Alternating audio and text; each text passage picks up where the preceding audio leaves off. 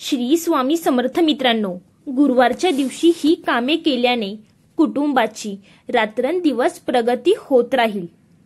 कुटुंबात खूप त्रास आहे, खूप अडचणी आहेत, केलेले काम पूर्ण होत नाही किंवा जे काम आपण सुरू करून त्याच्यामध्ये अडथळे निर्माण होतात, प्रगती होत नाहीये किंवा नवरा बायकोचे सतत भांडणे होत राहतात, घरातील मुले ऐकत नाहीत किंवा अभ्यास करत नाहीत, हट्टीपणा करतात, अशा खूप साऱ्या समस्या आहेत. घरामध्ये बरकत नाही किंवा पतीची प्रगती होत नाही, त्याला त्यांच्या कामामध्ये यश मिळत नाही. तसेच काही जणांना संतान सुख प्राप्त होत नाहीत.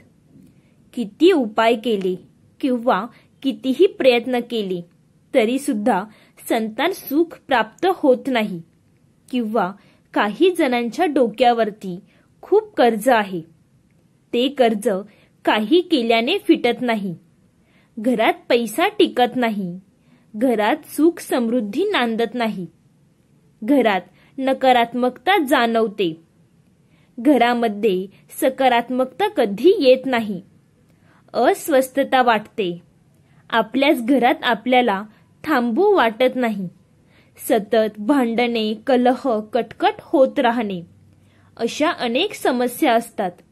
बराच वेळा असे होते की घरातील सततची भांडणे आणि कलहामुळे घरात असे दूषित वातावरण तयार होते की आपल्याला पूजा, नामस्मरण, अनुष्ठान, व्रत कैवल्ये आपल्याला याची सुद्धा फळं मिळत नाही किंवा असं वाटतं की आपण एवढी पूजा करतो तरी सुद्धा आपल्या घरात भांडणे, कलह निर्माण होतात.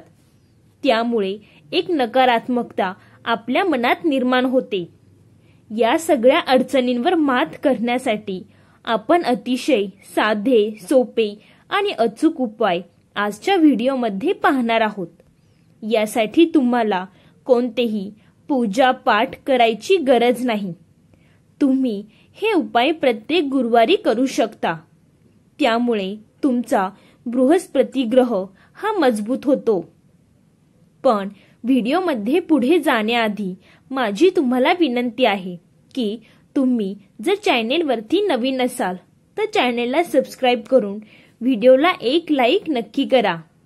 व्हिडिओला लाईक करून कमेंटमध्ये श्री स्वामी समर्थ लिहा, कारण तुमचे एक लाईक आणि तुमचे एक सबस्क्रिप्शन आम्हाला अशीच माहितीपूर्ण आणि उपयुक्त व्हिडिओ तुमच्यापर्यंत पोहोचवण्यासाठी प्रोत्साहित करते. हे उपाय प्रत्येक गुरुवारी केल्याने आपला ग्रह मजबूत होतो. बृहस्पती देवांचा वार हा गुरुवार असल्यामुळे गुरुवारी केलेले हे उपाय आपल्याला सर्व मनोकामना पूर्ण करण्यासाठी मदत करतात. ज्या अडचणींचा आपण सध्या सामना करत आहोत त्या अडचणी हळूहळू दूर होतात. भाग्याची साथ आपल्याला मिळू लागते. तसेच नवरा, मुलं आपले सर्व ऐकू लागतात. तसेच ज्या महिलांना संतान सुख नाही त्या महिलांना संतान सुख मिळते.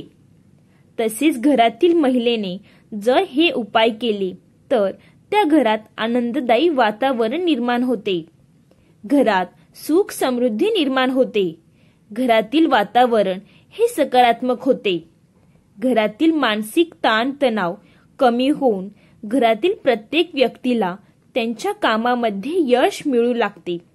कारण कोणत्याही घराचा पाया, कोणत्याही घराचे मजबूतीकरण त्या घरातील महिला असतात.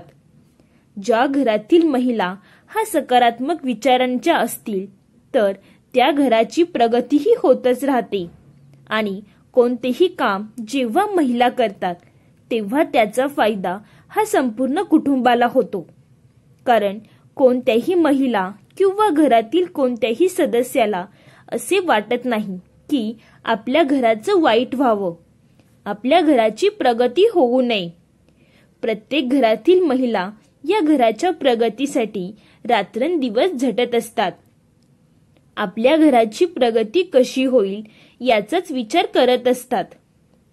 यातील पहिला उपाय म्हणजे यासाठी तुम्हाला एक वाटीभर तांदूळ घ्यायचे आहे आणि या वाटीभर तांदळामध्ये तुम्हाला थोडेसे पाणी आणि थोडीशी हळद टाकून ते तांदूळ पिवळे करून घ्यायचे आहेत आणि हे वाटीभर तांदूळ तुम्हाला तुमच्या घराच्या आसपास किंवा घराजवळ जेथे पक्षी येतात किंवा तुमच्या गॅलरीमध्ये किंवा घराच्या छतावरती तुम्हाला हे वाटीभर तांदूळ पक्ष्यांसाठी ठेवायचे आहेत.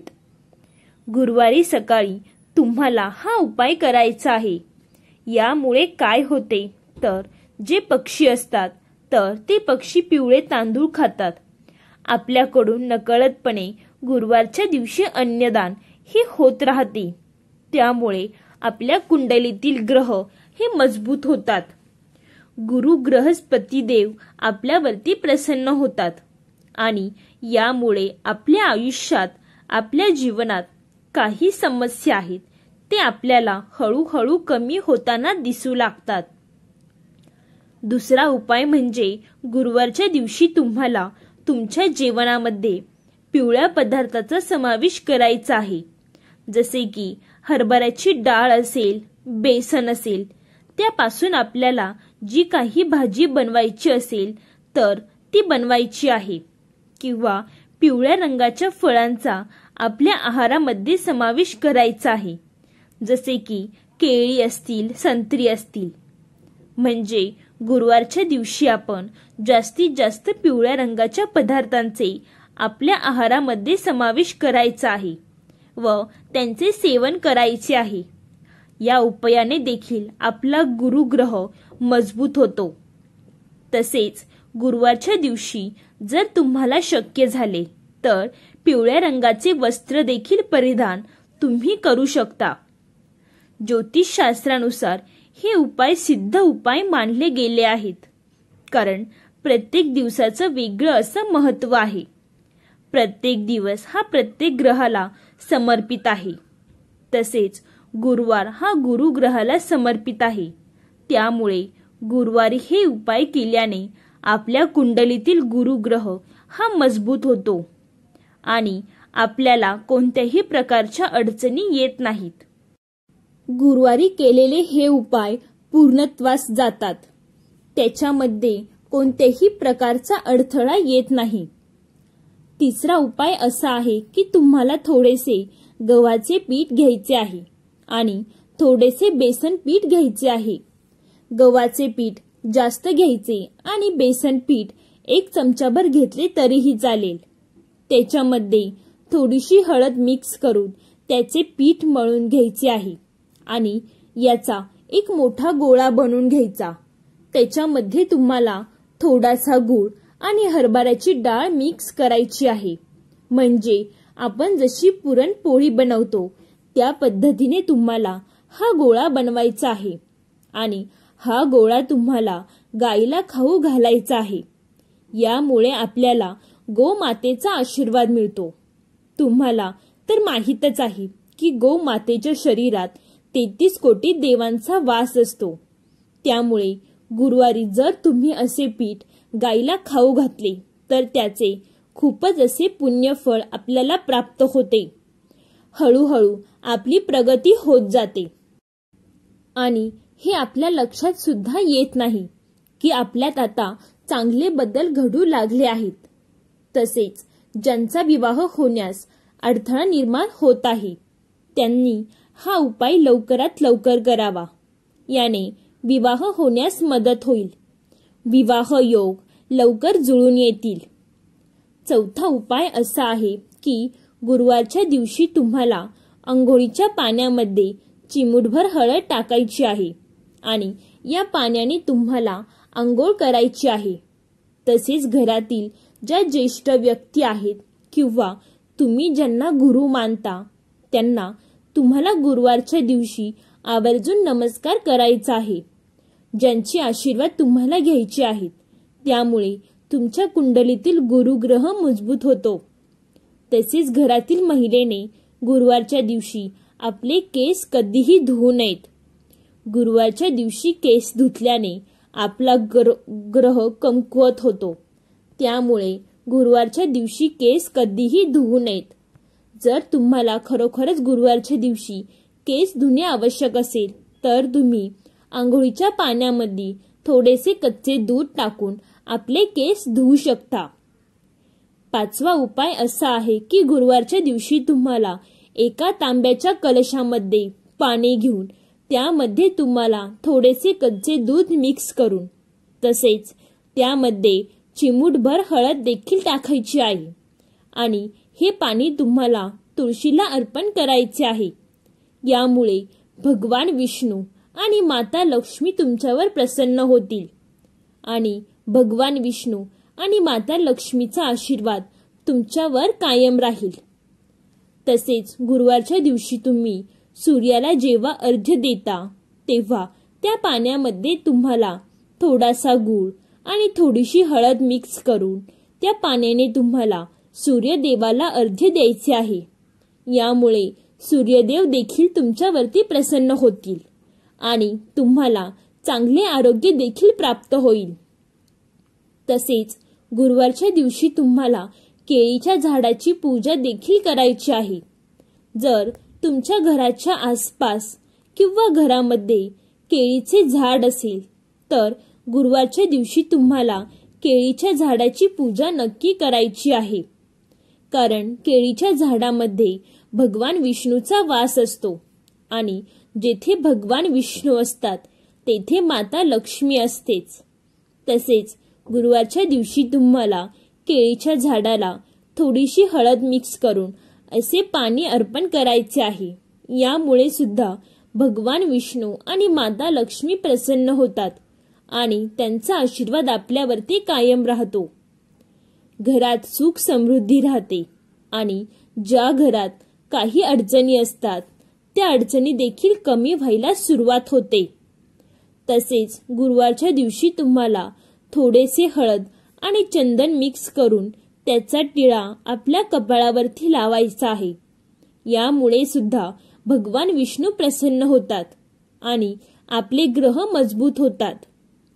गुरुवारच्या दिवशी थोड्याशा पाण्यात हळद मिक्स करून ते तुम्हाला तुमच्या घरामध्ये शिंपडायचे आहे आणि यामुळे तुमच्या घरामध्ये जी काही नकारात्मकता आहे, जी काही नेगेटिव्ह एनर्जी आहे, ती नेगेटिव्हिटी दूर होऊन घरातील वातावरण हे सकारात्मक होते.